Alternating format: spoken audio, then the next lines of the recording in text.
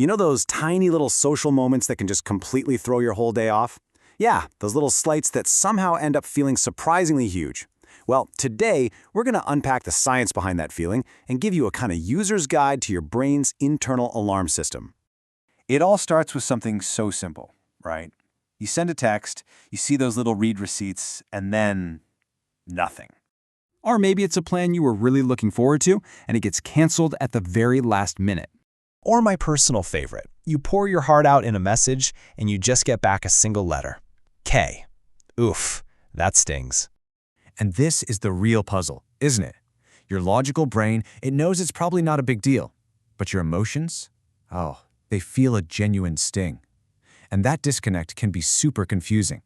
We can think of this feeling as a social false alarm. So the big question is, why? Why can a tiny little spark of social weirdness feel like a full-blown 5-alarm fire inside our own heads?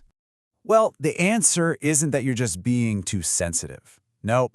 The answer is actually hardwired deep inside your brain's survival code.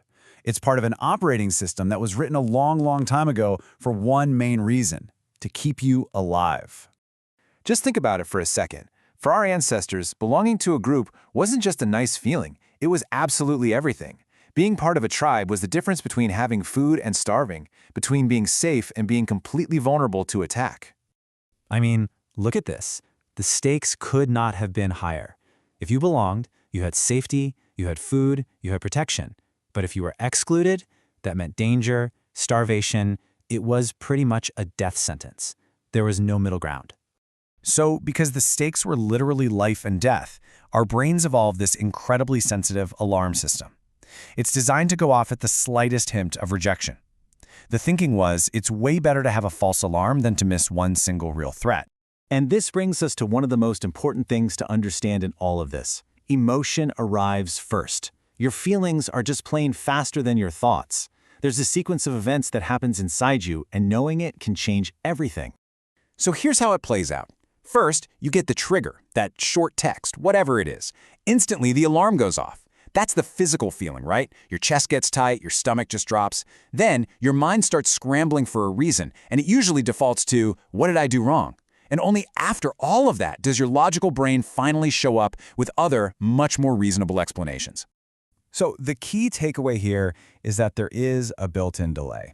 That first jolt you feel, that's your ancient survival alarm. It's a physical reaction in your nervous system. It happens way before your rational mind even gets a chance to put its shoes on. Okay, so we get the why and the how. Now what? Let's talk about what we can actually do with this. How do we start to see this alarm not as a bug, but as a feature we can actually learn to work with? And let's just get this straight, because it's really, really important. If a small rejection hits you hard, it does not mean you're being dramatic. It doesn't mean you're irrational or that there's something wrong with you. What it actually means is that your brain is working perfectly. It's doing exactly what it was designed to do. It means you have this super effective, ancient alarm system whose number one job is to make sure that you stay connected. It takes belonging very, very seriously. So, when that alarm goes off, the trick is to just pause. Just take a breath and wait for logic to catch up. Because when it does, it brings all these other possibilities to the table, you know? Maybe they were just busy. Maybe they're exhausted. Maybe they're having a terrible day. And maybe it had absolutely nothing to do with you. And that right there, that is the big perspective shift. Your feeling is 100% real, but it isn't always reality. Your brain is just flagging a possible threat, not a definite one. Think of it like an alert, not a verdict. So the next time you feel that sting from that unanswered text or that canceled plan, you can see it for what it truly is. It's a feature, not a bug, and it's been fine-tuned for your survival. The real question isn't how to turn it off, it's how will you choose to listen to it now that you know what it's really trying to say.